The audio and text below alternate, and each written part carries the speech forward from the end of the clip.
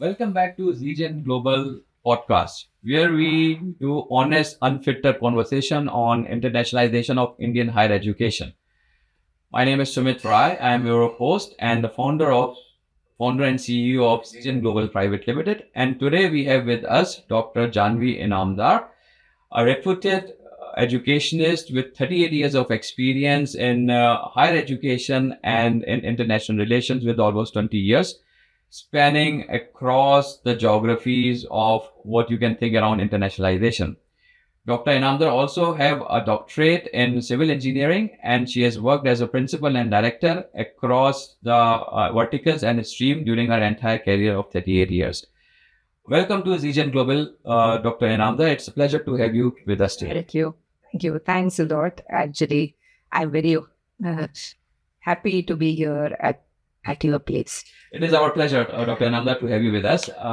My first question to you is that what does internationalization means to you? Not some kind of a bookish definition, but I want to understand how you have lived it for the last 20 years and what does it mean to you? Yeah, actually, it is mainly divided into two parts, I should say.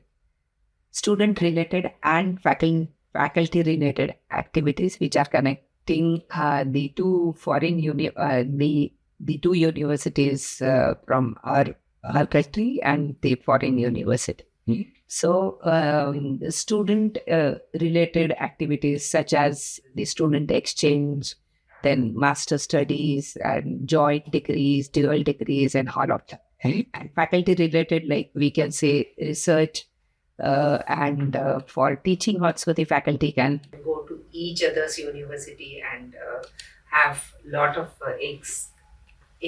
exposure for the cultural activities and the research activities. Okay, very nice. So it surrounds around students, faculties, and research exchanges. Yeah. To brief it in a bit. So how did you end up in this international relations role? You have a doctorate in civil engineering, and now you do all activities around international relations. Was it an accident to come into this role, or was it by choice? Yes, I think luckily I am into this field. Actually, what had happened when I was working as a professor in civil, I was selected for Erasmus Plus project for the research which had actually 4 universities, one from UK, another from China, and Denmark, the third, and our university. So I was selected for that, and then I had a chance to go to Europe, Denmark, and there I could be a part of that project for 7-8 days or so, and I actually developed connections with those particular foreign professors. But then along with them, actually this journey started, and then lot of connections happened over these 20 years. So luckily I am a part of this, and I'm very happy to and very excited also to work into this field of IR. Wow, International relations. That's excellent. Actually, it's nothing like that. Somebody has one day just asked that start handling the international office, because most of the time this is what happens across our higher education network. But you actually lived it. You actually got into an opportunity. You traveled abroad, and then you build this whole understanding around internationalization and how you can leverage this back in India. So that's an excellent start. I must say. I should say it's like a story of the elephant with the blind people touching the elephant. Wow. So IR is such a vast field. So slowly, very slowly, actually, I could know the parts of the elephants. Right. So I'm very happy to share it with the people in general, with the common people, because now over 20 years I know much of that elephant as such. No, that's exactly our aim at these podcasts, that we Yes. want to bring this we want to bring this elephant out in front of the people and make them understand what exactly internationalization means. You know, Yes. and people like you with so much of experience are exactly the person we would like to continue, talk to and Yes. let all the stakeholders realize that this elephant is here to dance. Yeah, excellent. So when you go out meeting with people and everybody, let's say in an informal conversation, dinners or somewhere, right? And when you tell them that you work in international relations, is this already been an understood theme for a lot of other people, or they still think, oh, okay, what does that mean, and what do you do international relation? Is it still like covered under some silos, or people do understand what does international relations mean? They just know a little bit of it. Like they feel that this means mobility, Right. mobility of the students and the faculty members abroad, or reverse way. This is and getting the MOU signed. So these two things only they know, but it is much bigger than that. It is not only for about MOU or mobility. It is much bigger. The factors like the verticals of the Erasmus fundings and student exchanges for the semester study, for summer schools, for master study.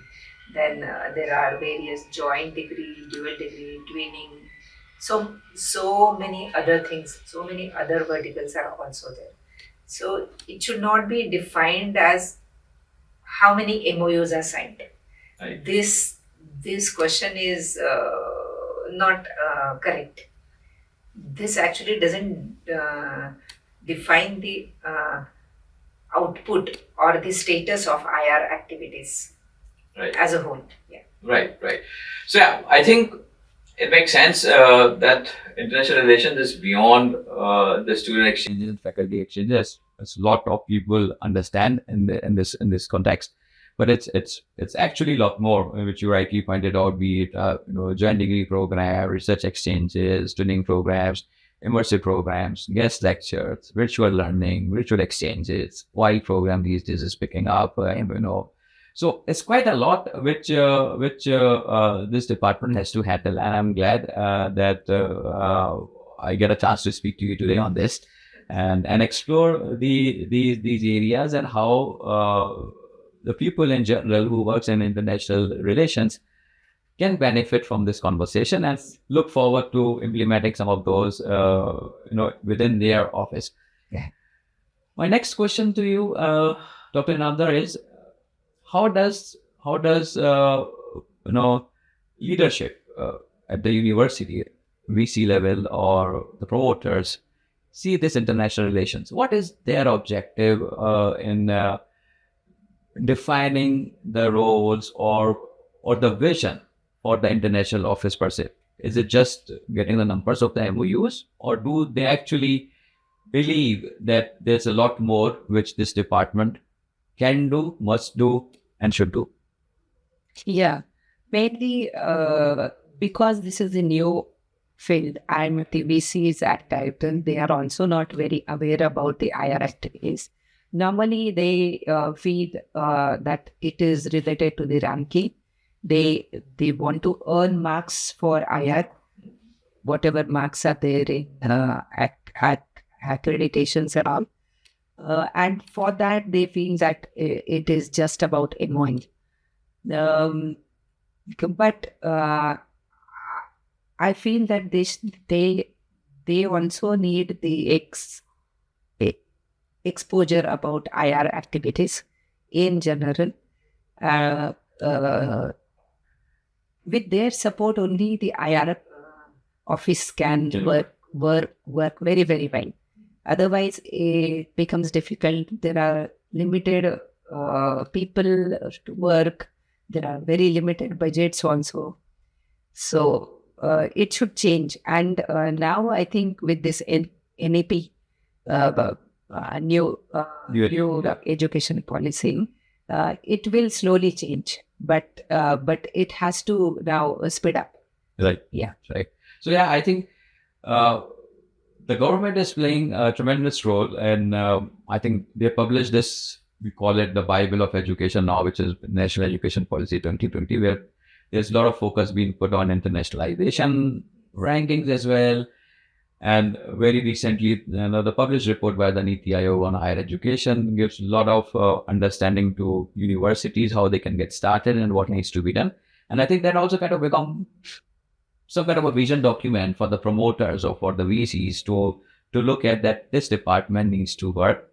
It should be supported with all the required finances, with all the required resources, so that their objective, let's say their objective of getting into better rankings and accreditations could be supported by the international office. I think this is my understanding on this subject, and you rightly summarized that the VCs and the directors also needs to be proactively supporting the international office to make this dream of having better rankings come true. Excellent. Normally, I think the first exposure should be given to the VCs and directors. They should attend the events abroad, like API, like EAIE event, NAFSA events. There are certain events which are for wherein worldwide there are many foreign universities. They come together to discuss and have the collaborations between the universities. Right. So I feel the first step should be to send people from IR offices, departments, and the deputy directors, VCs also to such events to know about on these activities and how vast it is and how necessary it is to give budget, separate budget for IR. And also the people in all verticals of IR. There are some five, 6 verticals minimum are there for which should be there in IR office, not only one person or two. Right. Nowadays there are only 1 or 2 persons working in the universities, Right. which is very meager Right. quantity. Right. Oh, you are absolutely right. I think the work has to start from the top. Yes. So when they understand this, the vision will flow down to the respective people within the university, within the department to execute it. You're absolutely right with that. I think so far what I've been speaking to various stakeholders around, most of the time it surrounds around the budget. It's around, Yes. be it to take up the events outside India where there's a larger community present on internationalization or various universities, how many people can travel, who should travel, and things like this. So, of course, I think this is something which needs to be addressed at the highest level so that that entire vision of the promoter and the VCs could be percolated to a various department. Absolutely right. Connected to this is, I understand you just said in the beginning that the MOUs in terms of numbers are good for the ranking purpose, are good for, let's say, accreditation purpose. But once the MOUs are signed, what happens next? Where is the role of international office comes once the MOUs are signed? Yeah. Normally what is happening is MOUs are signed and they are not active. They are just dormant. Why so? Because many a times we see there is a gap between the technical departments and the IR office.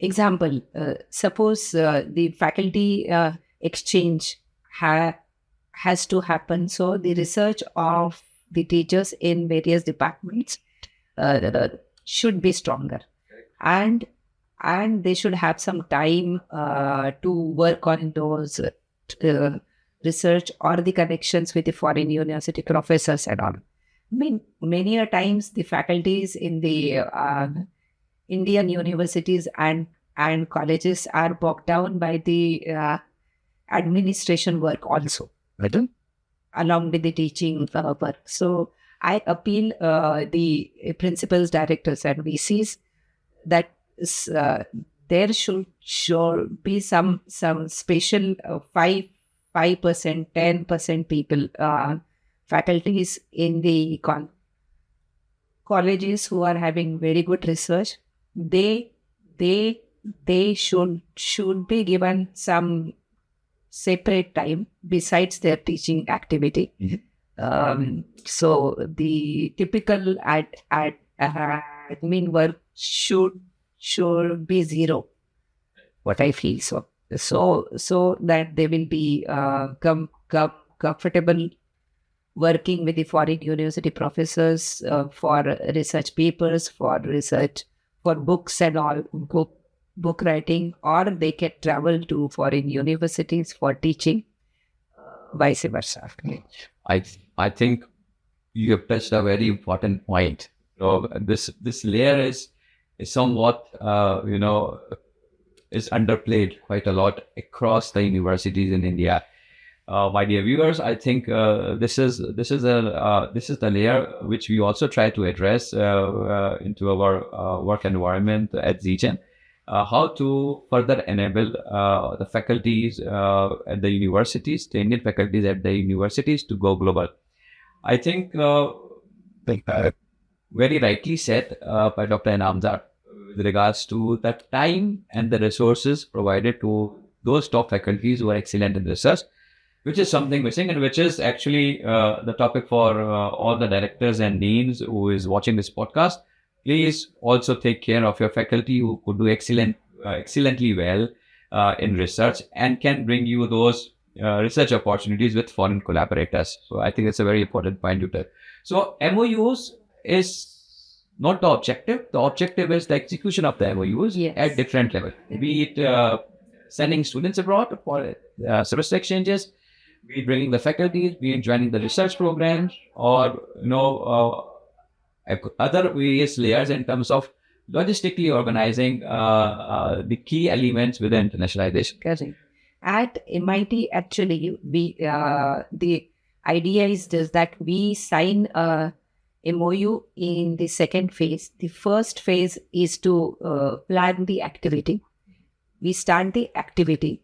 Example now, summer school programs, or for semester abroad, or for faculty teaching abroad, likewise. And then we plan that in every way. It is when many a times it is done first and then the MOU is signed. So the first step is done and then the MOU is signed. In this case, we can say that our all MOUs are active. Excellent. So this is the idea. Do not sign MOU before you start the activity. I think once again touched the point. This is on the contrary practice which is currently happening in our Indian education system. Indian universities who are getting started with internationalization are very keen on these numbers of MOUs. So what happens? Many a times we have also seen the moment we bring in a delegation or foreign faculty, the first topic the Indian team would start is, when can we sign an MOU? And that's what rattled the other delegate in terms of, my dear friends, we just got to meet you. How do we start signing an MOU? This is not the question right now. Let us first find the synergies. Let us understand each other. Let us understand the areas of cooperation we can get into. And then comes the broader understanding of signing an MOU. Correct. And the foreign universities many a times feel bad that why this is the first question. Correct. I think this is going in a very right direction. I think a lot of people will probably find it a little uncomfortable what we are talking here, but I think that's the reality, and that's why we are sitting here with Dr. Inamdar to bust all these myths around how to get started with the MOUs, or before MOUs, how to get started with internationalization. Yeah. So only one rule, that first activity, do the activity, some or the other activity, and then sign MOU. This is the best rule. Correct. Excellent. That's the rule we have built in ZGEN. let's do an activity first. Then you join my platform. Then you come on our platform, and let's see what we can do for you in internationalization. Excellent. So, my next question around this internationalization is there's so much more to do internationalization, right? You just touched a while back that nowadays, still at many universities, because of various constraints and what resources and budgets, whatever, now being defined, uh, international office is still being treated as one person army or a max two person. What, according to you, should be the ideal size of an international office within the university if they're really looking to hit top rankings within India or even the QS or Shanghai ranking? Yeah. As I told you, there are some 6-7 verticals uh, which should happen. Like for student exchanges, there are in incoming students and outgoing students. Then for this in incoming separate person, outgoing separate person, likewise. Then faculty also similar way. Then Erasmus office, there is Erasmus funding. There are many kinds of like Fulbright is there and great scholarships and many. But the European Union gives lot of fundings for the mobilities also. Correct. Mobility for the students, for the faculty members, and also there should be emphasis given to this office, this vertical of Erasmus funding. Okay. So for that, I think we should have 1, 2, 3 people working for different schemes, and then connecting with the departments in the university, which is a very difficult task. Like Erasmus team to connect with the professors and ask them to write the Erasmus funding proposals. This is on, these are the deadlines, these are our partners, and then they should connect everybody. Right. Like the European universities, the Asian universities, Indian universities, and our people, the teachers, they should connect. So I think Erasmus funding department should be the main department, because they give funds. Many a times funds are the Key constraint. is the key. And the university also should have their own budget, Right. of course, because for branding and all, they spend lot of money. But then why not on IR activity? Maybe a part of it, percentage, but then there should be some budget for IR office too. But the major budget will come from the fundings outside, like Erasmus funding, I told you. Right. So yes, so I think this So the size, should be particularly for a medium scale university. It should be 8 to 10 people. 8 to 10 people. And when the university will grow, maybe 15 or so. Likewise. So that's the ideal size, my dear friends, we are looking at. Instead of 1 or 2 people appointed from the faculty to take care of international relations, you need to have a full-fledged or a dedicated international office with 10 to 15 people at different times, working on various topics of internationalization. And while Erasmus funding has been touched, I would probably pick up a question on this side, Erasmus funding, because this Erasmus funding is connected to research. Now, if I have to ask you at your university, how is research currently being placed? What kind of research publications, research output your university is dealing with, and how this has been pursued? Because eventually, research is also a part of ranking and accreditation. So, how is this being dealt at your university? At my university, the research papers are written, the research the book chapters are written. But recently, we have told our teachers that that they should write jointly with the foreign university professors. In individually, they are writing research papers, and it is quite good actually. But they should write jointly with the foreign university professors. That is our aim, and we have started 2-3 years back to propagate this concept of writing the papers together with the European universities, with the Asian universities also, with our partners, and also with any professor who are not our partners. Still, they should go and find. If every year from MIT through R&D, we send around 15 people to in some events or for teaching or for research. Every year we actually send them with the budget of MIT India with the R&D. So it has benefited a lot actually. They could meet like example University Putra, Malaysia. A professor went there for 2 weeks or so, and then he could collect lot of connections. He could become their friends also, and then they wrote Erasmus funding project, CBHE. They wrote together. I actually helped them to connect to European universities. So Malaysian partners, then our college and European partners together, he could write CBHE proposal, capacity building in higher education. Very nice, very nice.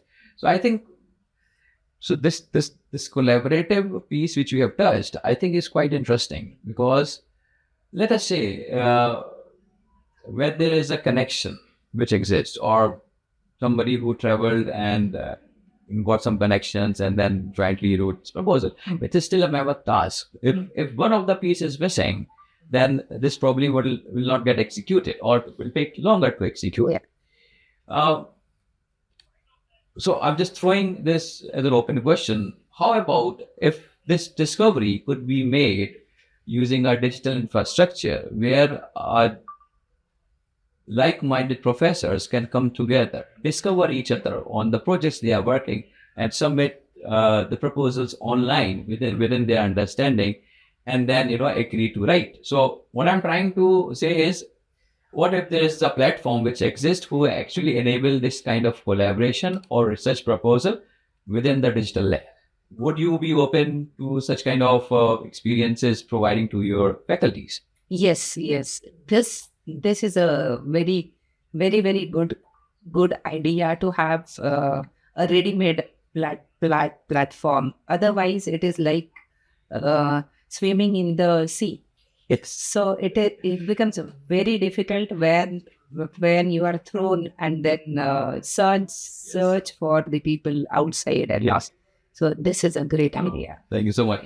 We at ZGEN is trying to do something on our platform like this, to find researchers and professors to collaborate within the system itself, without, let us say, traveling and attending much of the conferences. You actually can collaborate on the platform. Something to watch out for on our ZGEN platform. Coming back to internationalization, I think that's where we are. I think my next question would be a little bit on maybe some VCs or promoters won't like it, but I would still ask. You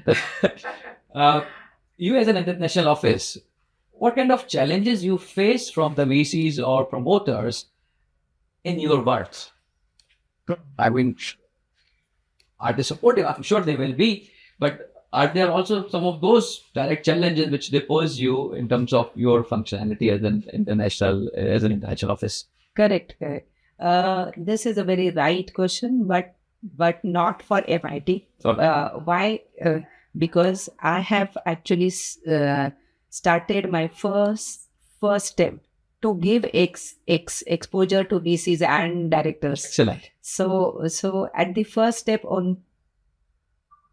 only they are in now. Right. So at my college, my university, I am not facing it because they are aware now. But then I have seen other outside colleges and universities wherein the budget and people, they just assign one person that you should do along with your own job of the teaching and administration and everything. Okay, nothing is taken aside, and then additionally he is given a job of IR. Right. So and then it is expected that that person should deliver. So it becomes very, very difficult. So that's why I think every management should send the higher ups, in the at our administration, they should send them abroad for these events, NAFSA, PAIE, API. There are many actually, but these 2-3 events are very, very necessary. So they should go and meet the people out. I think you touched this earlier in the conversation as well, that the directors and the... That is the first step. Very that they need to be educated around internationalization, and then bring this support to the group and peer. I think very rightly said. I think the exercise has to start from the top. I believe. Yeah. Okay. So my next question to you, Dr. Inamdar, is when we talk about students and then we talk about internationalization.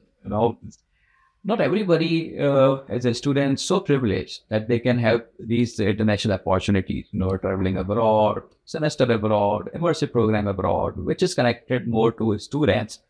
How do you see this? How do you see this in a way that more opportunities for an underprivileged could be created in terms of internationalization than what currently exists? And who could come to support this? Yeah. Many times this is the myth, actually, that higher activities are for only financially good class. But that is a myth, I should say. There are many other factors that mobility, as I told you, normally mobility is considered as traveling abroad is considered as the main thing, but there are other things like virtual assignments and COID also, collaborative online international learnings are there. So virtually also there may be many people who will get benefited without spending any money.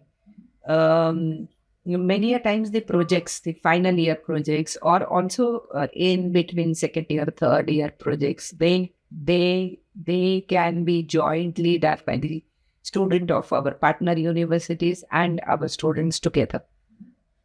Multidisciplinary projects are also possible, which are to be done virtually. Also the examination of the project can happen virtually. So all these benefits definitely they have. So I think the in inclusivity is necessary. Everybody from if every class, financial class, should get benefited by this. And another point, the university should have merit scholarships.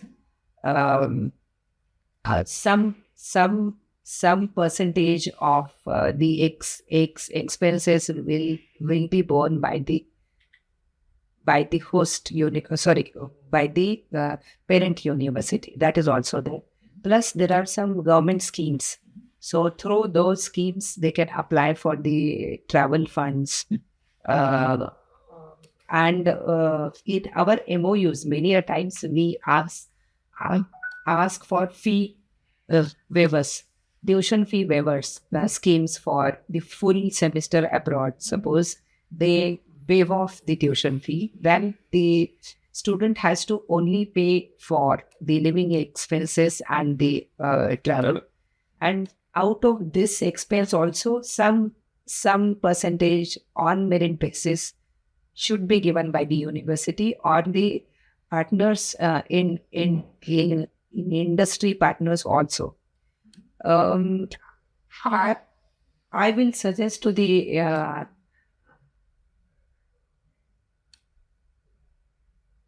the industry probably to go forward. yes, to come forward to sponsor a student who is going to join them after 6 months or 1 year or so.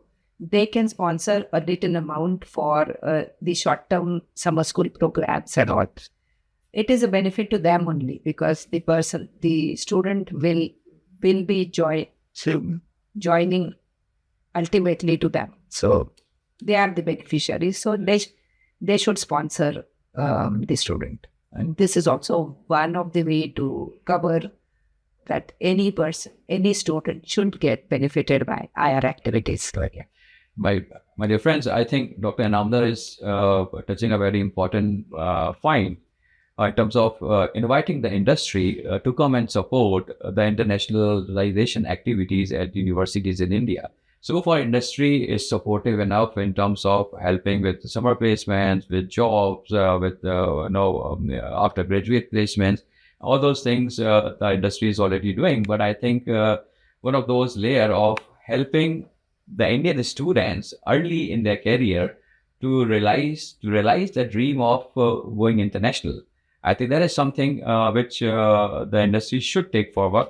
All the industry stalwarts who are watching this podcast should take a note that in whatever ways and means they can provide an opportunity for our Indian students at early years in their studies. Eventually will get benefited back. It will be benefited back to the industry itself, and you have somebody who is educated and who is traveled and who has a cultural experiences across the globe should be able to bring that kind of experience to back to the industry. So yes, very important. Why so? Because I have seen in last 20 years that these two students before going to the foreign university abroad for short term or for a semester, and after coming back, there is a huge difference. They are different people actually, and they know about many things, how to work, how to focus, how to talk, how to communicate with the people and all. So this kind of transformation happens with them. So I think they should support. Yeah. I can say this from my own experience. When I went abroad for higher studies, got my experiences done. It's a life-changing experience, even if you go for a long-term program or even for a short-term program, you get so much of learning, which makes you a different person altogether. And that's something which you always bring it back to your class, to your academia, to your school, or back to the industry whenever that opportunity arises. Yes. Very, very rightly said. I think one more point which you rightly mentioned, that the universities should also put the budget to support these activities for their students. These international activities, be it the summer exchange programs or summer school student exchanges, there has to be merit-based order or need-based order. I would also say that rightful students can be sent abroad for these kind of opportunities, because eventually they will also bring it back to the university, to the school. So another takeaway for the promoters, the VCs, and the deans: please keep aside certain budget. Do not treat international relation office as your step brother or step mother. But it is a very important department within your university, within your campus, because it rightly hits so many objectives for the university who is having a global vision. Before we end up this conversation, I think it has been so enriching talking to Dr. Inamdar, touching some points which probably are not so comfortable for the deans and directors, but at the same time, it was important to bring this topic out on the hidden reality of an international office, which Dr. Inamdar has rightly put across our conversation. My last question to you, Dr. Inamdar, is Sure. if let's say tomorrow you will suddenly provided all the budgets, all the resources available at your disposal. What is that one thing which you immediately like try to execute if you are given like 100% freedom and a budget to execute? Oh, very nice question, actually. So I would say I can have with my partners, I can have various universities from USA, UK, Asia, Canada, and all. And then with them, I can have 2+2 agreement for the joint degree programs. And the curriculum of the university will be set matching with those universities, and the students will be segregated initially only in their first year of study. That this is the batch for University of Liverpool, University of Texas University in USA, whichever.